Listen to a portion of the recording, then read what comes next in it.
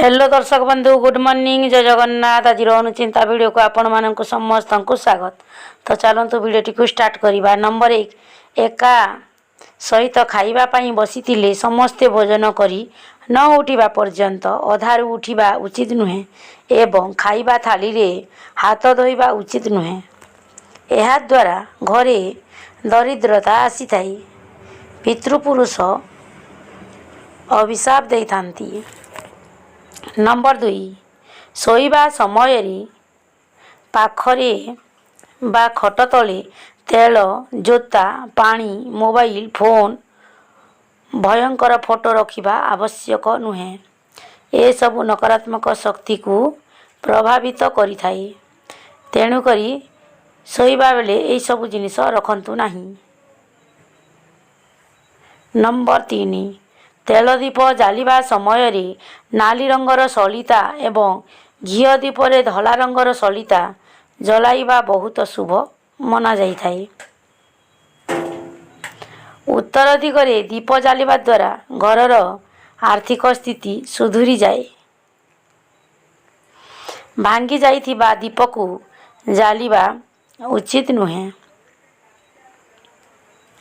Number 4 महिला माने केबे भी संध्या पूजा समय रे काहारी को थटा किंबा अपमानित करंतु नाही।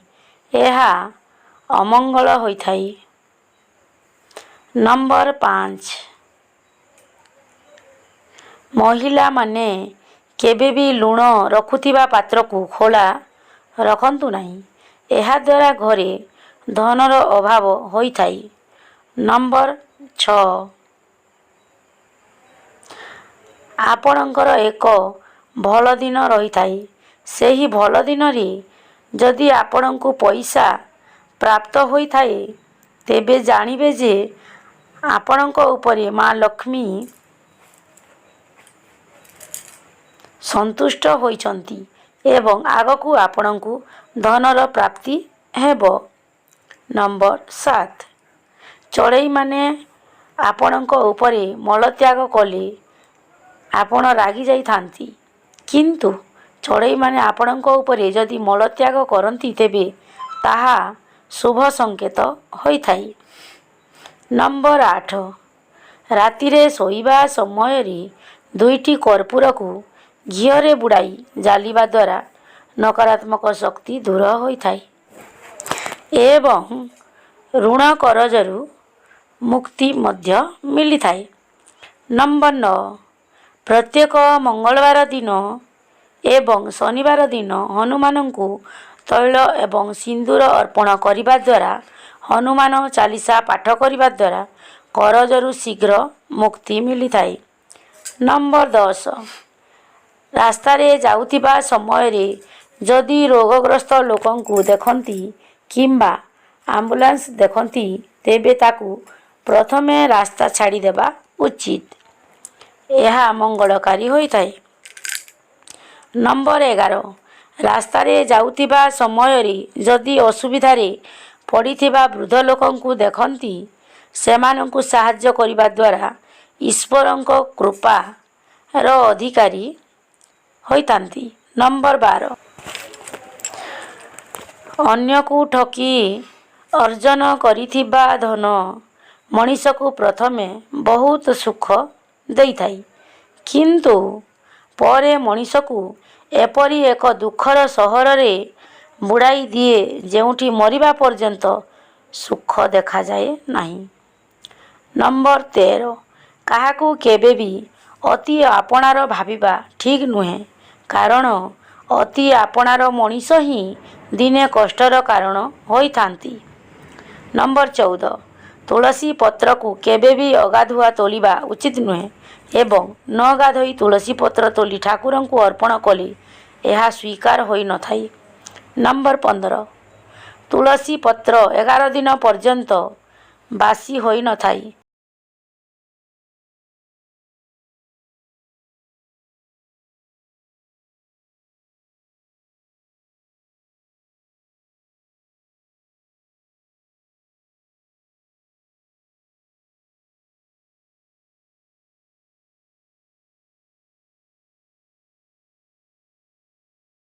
ଓ ମୁଢ଼ିକୁ ମଧ୍ୟ ସ୍ପର୍ଶ କରିବେ ନାହିଁ।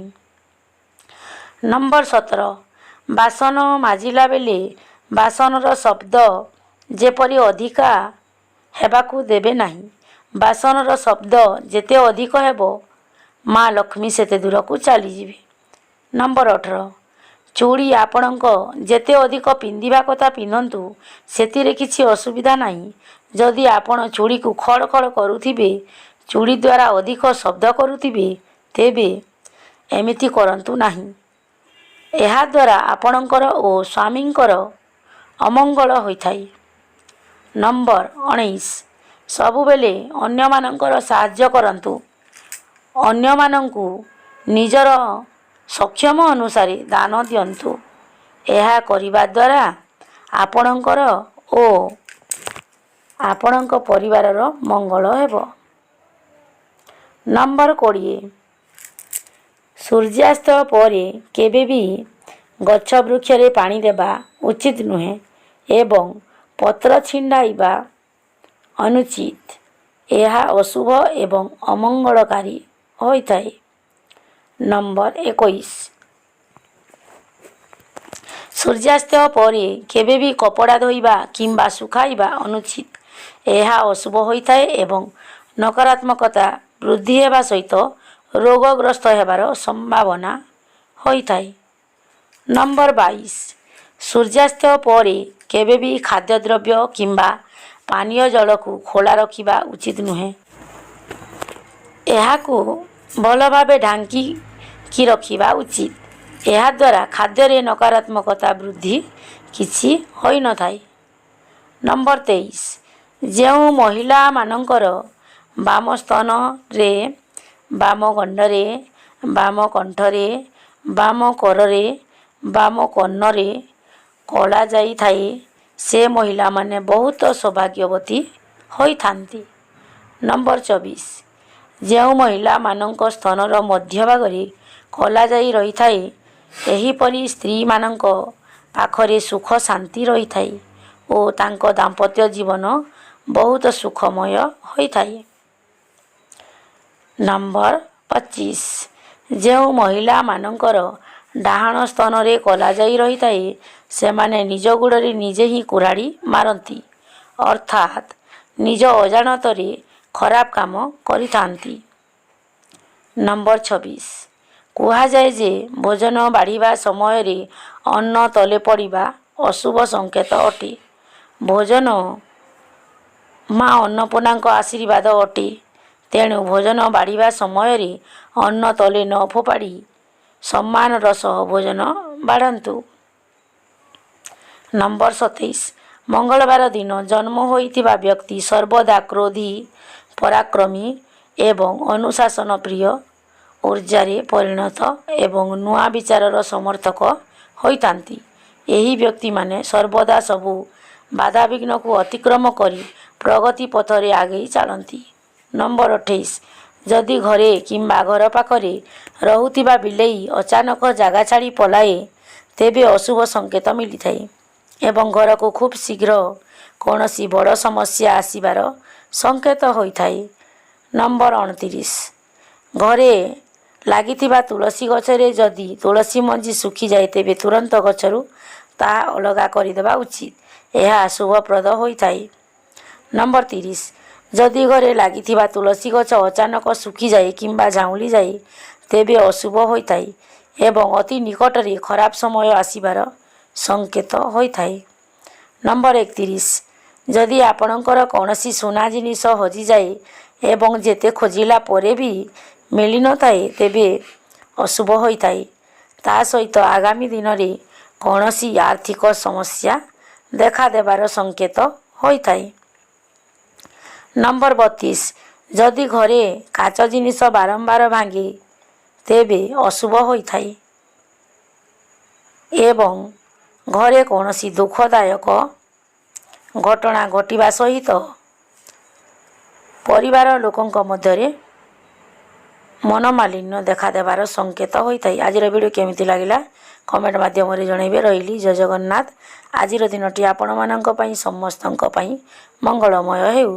ଭିଡ଼ିଓଟିକୁ ଆପଣମାନେ ଶେଷ ପର୍ଯ୍ୟନ୍ତ ଦେଖିଥିବାରୁ ଆପଣମାନଙ୍କୁ ବହୁତ ବହୁତ ଧନ୍ୟବାଦ। ରହିଲି। ଜୟ ଜଗନ୍ନାଥ।